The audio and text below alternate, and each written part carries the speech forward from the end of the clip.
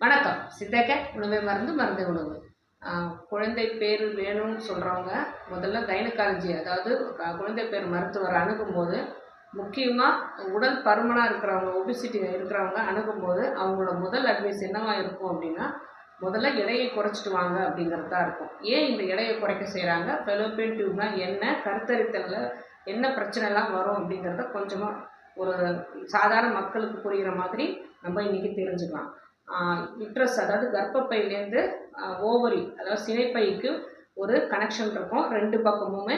அது வந்து Fallopian tube அப்படின்னு சொல்லுவாங்க. அதுலேருந்து தான் சினைப்பையிலேருந்து ஒவ்வொரு மாதமும் ஒரு ஒரு கருமுட்டை வந்து அந்த ஃபெலோப்பியன் டியூப்பில் காத்துட்ருக்கோம்.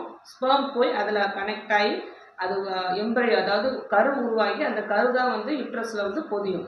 அந்த ஃபெலோப்பியன் டியூப்னு ரெண்டு பக்கம் இருக்குது இல்லையா, இது வந்து ஒபிசிட்டி பிரச்சனையில், அதாவது நல்ல உடம்பு குண்டாக இருந்ததுன்னா, கொழுப்பு படிமானங்கள் இருந்தது அப்படின்னாலே அது கொஞ்சம் பிளாக்கேஜ் இருக்க நிறைய வாய்ப்பு இருக்குது.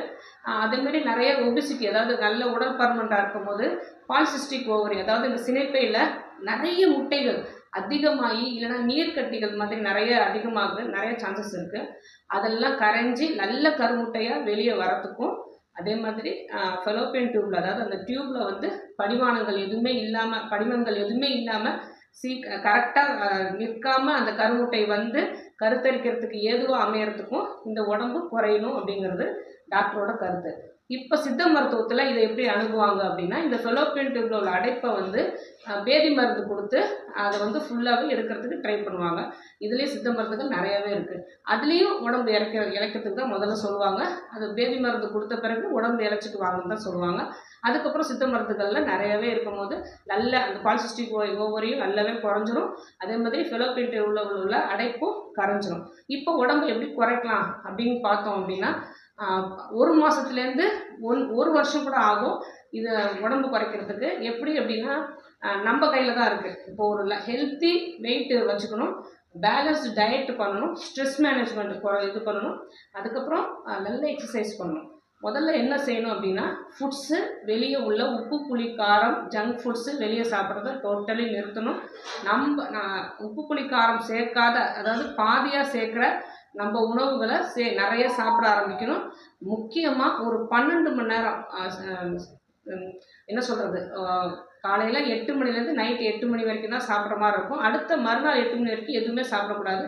இன்டர்மிட்டன்ட் ஃபாஸ்டிங் அப்படின்னு சொல்லுவாங்க. இந்த மாதிரி சாதாரணமாக செஞ்சாலே நமக்கு உடம்பு குறையறதுக்கு நிறைய வாய்ப்புகள் இருக்குது. ஏன்னா இப்போ தவறான உணவு வழக்கத்தால் தான் மட்டும்தான் உடம்பு நல்ல பருமனாக ஆயிடுது. ஒபிசிட்டியால் தான் இந்த பிரச்சனை வருது.